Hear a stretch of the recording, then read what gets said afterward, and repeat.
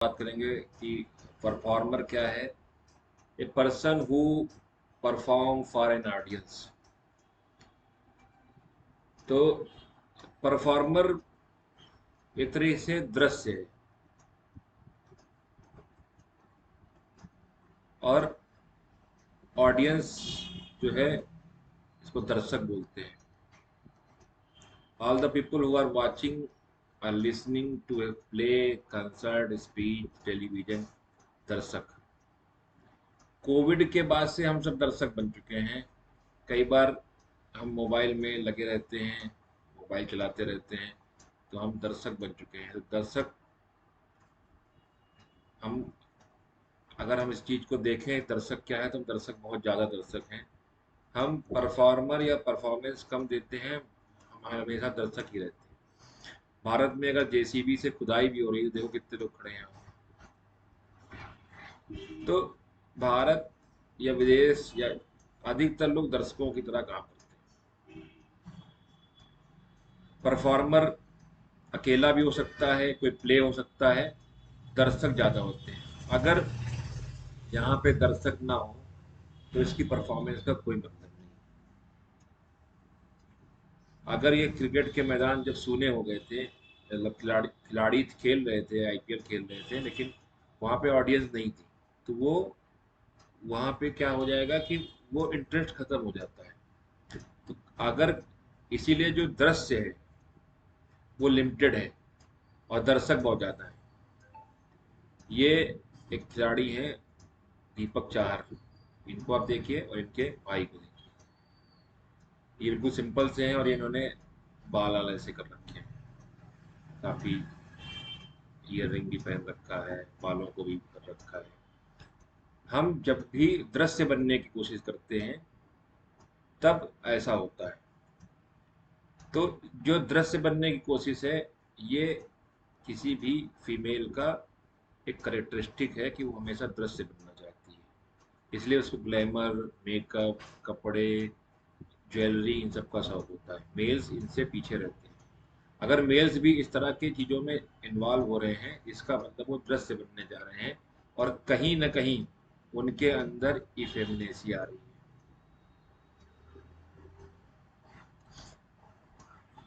तो mind, appreciation, desire, glamorous, centuries, जो नई दवाएं हैं, ये सब दवाएं अधिकतर डॉक्टर सॉल्टन ने दी हैं। ये जो दो दवाएं हैं, सेंचुरीज और पैलेडियम, ये डॉक्टर विजयका सर की दी हुई हैं, मतलब इस रूब्रिक में ऐड की गई हुई हैं। तो यहाँ पे जो दृश्य बनने की चाह है, वो जैसे आप पुराने ज़माने में भी देखो, चाहे मुगल काल हो या कोई भी काल हो, कि या आप इंद्र की सभाओं को भी सुनते हैं कि नर्तकी नाच रही, लोग देख रहे हैं, तो वहाँ पे फीमेल को ज़्यादा एक एग्जीबिशन के रूप में, प्रदर्शन के रूप में या उसमें रखा गया। और वो डिजायर अभी भी उसकी बनी हुई है। जैसे लिखा है, माइंड वैनिटी, वैनिटी वैन भी होती है, makeup of too much lycopodium. तो जब ये दृश्य बनने की चाहत होती है, तो वहाँ जो दृश्य बनने की चाहत है वो एक फीमेल करेक्टरिस्टिक है।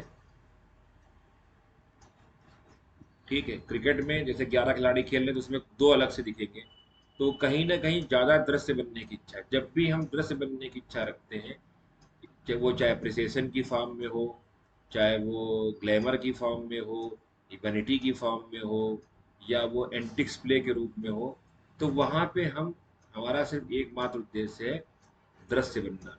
कि दृश्य जब बनते हैं तब दृश्य बनना एक कम लोगों का काम है और जो दर्शक हैं वो हमेशा ज़्यादा है, ऑडियंस। तो अगर वो मेकअप के माध्यम से या कुछ ज्वेलरी के माध्यम से कोई मेल भी जा रहा है, तो इसका मतलब वो कहीं ना कहीं स्त्रीण गुण में जा रहा है और कहीं ना कहीं इफेमिनेसी में जा रहा है।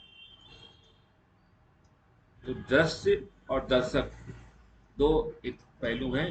तो दर्शक, आप देखिएगा कि जैसे जेसीबी खुदाई हो रही थी, तो वहां पे आपको, या आप क्रिकेट मैच भी देखेंगे तो फीमेल कम कम कम दर्शक रहते हैं, मेल ज़्यादा रहते हैं।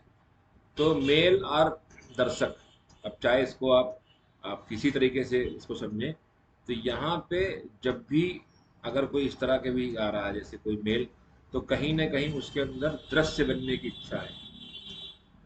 तो अगर हम इफेमनेसी को लेते हैं तो इफेमनेसी से पहले एक इच्छा हुई दृश्य बनने की, फिर इफेमनेसी आई और देन वो गया होमोसेक्सुअलिटी में। तो पहले हम बनेंगे दृश्य, वहां से इफेमनेसी के आना शुरू होगा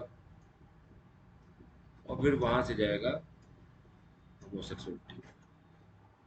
तो कैसे साइकोलॉजिकली डेवलप होती है, मैंने उस पर चर्चा की, छोटा सा पार्ट है, तो समझने को बड़ा हेल्प करेगा कि क्यों ऐसा हुआ, कि कैसे। या जैसे हम वैनिटी पढ़ रहे हैं तो इसमें जैसे ब्लेडोना पड़ी हुई है, तो ब्लेडोना कॉक्टिस भी है, यानी फ्लर्ट करती है, कॉक्टिस टू मच में भी पड़ी हुई है।